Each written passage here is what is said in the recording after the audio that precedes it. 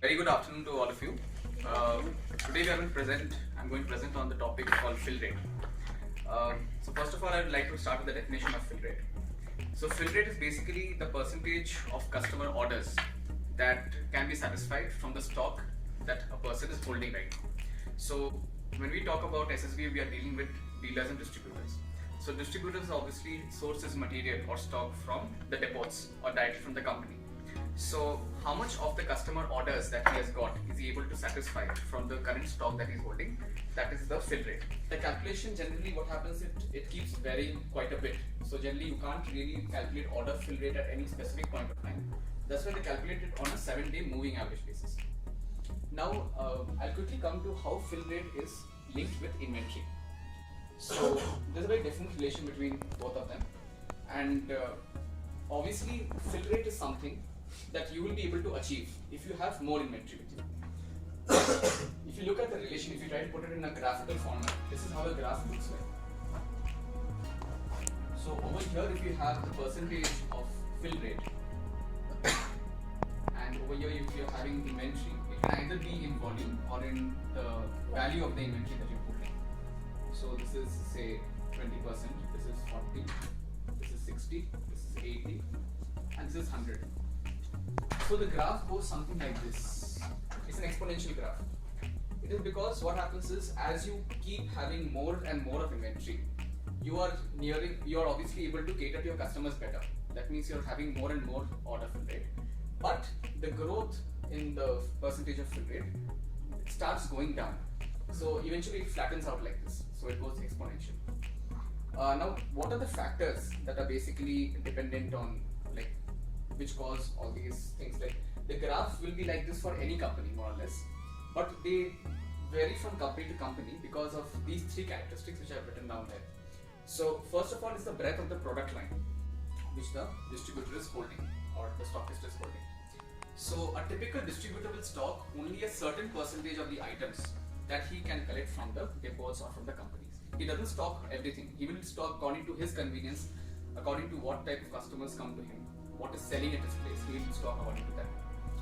Now, if you have more of slow-moving items in your inventory, what happens is, if you would have studied about inventory and how inventory behaves, it is generally observed that slow-moving items have a very high variability in demand. So what happens is, it needs a greater safety stock to be maintained. The thing is, if the safety stock is increasing, what happens is, you need to have more inventory in order to achieve the same fill rate. That will increase the current stock. That will increase the current stock. Yeah, correct. Yeah. Next we come to the vendor characteristics. Now there are three subdivisions in that factor. One is vendor reliability, one is the lead time, and one is the order frequency. Now generally we might have an idea that the lead time might be the most critical factor in determining the order fill rate, but actually it is not so. Depending if the behavior of the stockist or whoever is supplying, for example, if you are a distributor and you generally take the items from a fixed supplier, if the supplier behavior is consistent, that means you order for a particular group of items at a particular point in time, and he always makes it a point to give you those items within 3 working days. And if it is a consistent behavior that he's showing, then it really does not depend on the lead time, then does not become much of a factor. The only thing is the reliability of the fill, because the lead time should not be a random lead time. That is, when the system is apprehending that, okay fine, at this point of time I have a requirement of a certain line of products and this person is giving me those requisite products. If he's maintaining that 3 days lead time consistently, it will not have much of an impact. But if it is becoming very random, as in sometimes he gives it at 10 days, sometimes he's providing you in the next day itself, then it will have, over a period of time, since order fill rate is calculated on a rolling average of 7 days, it will have an impact on the nature of the graph. And third thing is where we actually step in is the software efficiency. For example, most companies will have, as you all know very well, the primary sales is tracked very properly. Like how much of stock is being sent from the company to the stockist point or the depots, that is tracked quite well. What is happening from the depots to the distributors is also accounted for, as in how much am I supplying to my distributors, that is accounted for. But the distributor, what is he selling in the market? which items are doing well, which items are not doing well. Unfortunately, right now there is no system to track that.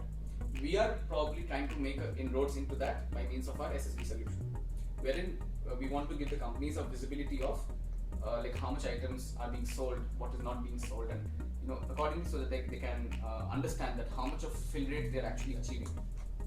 Right now, it is being done on the basis of simplistic forecasting techniques. So generally, the shape of the curve remains like this, but depending on these three factors, it sometimes goes like this, or it might go like this. So obviously, these are three different companies, say A, B, C.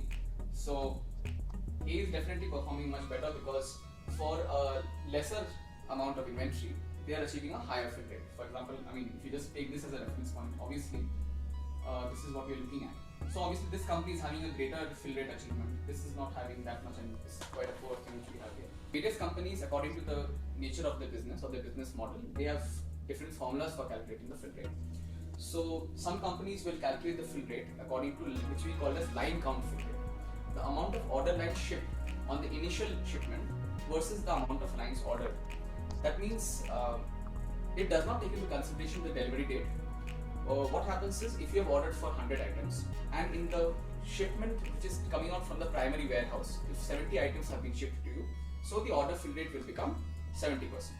Some items might also be shipped from a secondary location or from a secondary depot or something like that. In case it is shipped before the shipment date, it is considered as a plus to the order fill rate. If it is shipped after the date, it is considered as a minus to the order fill rate. So accordingly, the fill rate keeps going up and down. The next one is the most frequently used one, which is called the SKU fill rate. I'll just write it down. One is the line fill rate, one is the SKU fill rate. So SKU fill rate depends on the SKUs, or the stock keeping units that are shipped at that particular point in time. So the number of SKUs which are ordered and shipped is taken into consideration. And the last two are the case fill rate and the value fill rate. The amount of cases shipped on the initial shipment versus the amount of cases ordered. And finally, the value fill rate, which is nothing but the same as the case fill rate, only that it is replaced by the monetary value of the order fulfillment. So then it's purely calculated on the basis of how much worth of stock I had ordered and how much worth of stock am I getting right now. Now, fill rate, what is the Indian scenario? Unfortunately, India has a low standard of fill rate compared to the international average. Now, there are two different types of fill rates. Obviously, if you follow the supply chain, here, so you have the suppliers over here who are supplying to retailers, and from retailers to, say, customers or stores, or there is one fill rate which comes into play here. There is another fill rate which comes into play here. How much fill rate are the retailers achieving when they take the order from the suppliers, and how much are the stores or the customers getting? The stockists, which is the company location, then the distributors, and then the dealers.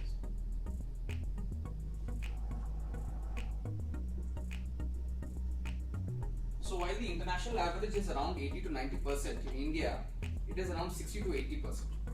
And the fill rate which is maintained at the retailer, the distribution center, which we call as the DC, varies somewhere around 60 to 70%. But then in India, the major problem is obviously this discrepancy between the amount of stock which is held at the various levels. That is contributing to a lower fill rate. But the main problem is data. The proper data is not there, as in how much are the dealers selling, how much of stock is actually there. Similarly, for distributors, how much are they actually selling out to their dealers, and how much are the stockists maintaining.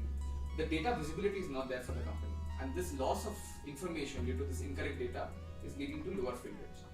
I would just like to conclude with a case study discussion, which is Spencer Retail.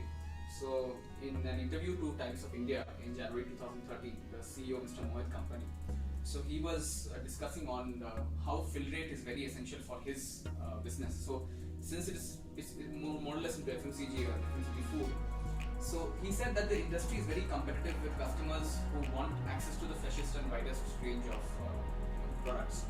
So, at each point of the supply chain, chain, he has to ensure that whatever the customer is ordering is there at that point of time. There are no stock out situations, so he has to maintain extra inventory. But then he's facing a problem with the carrying cost, because sometimes when the demand fluctuates quite a bit, and then it turns out that he's holding more inventory than what is required, and that translates into the carrying cost for him.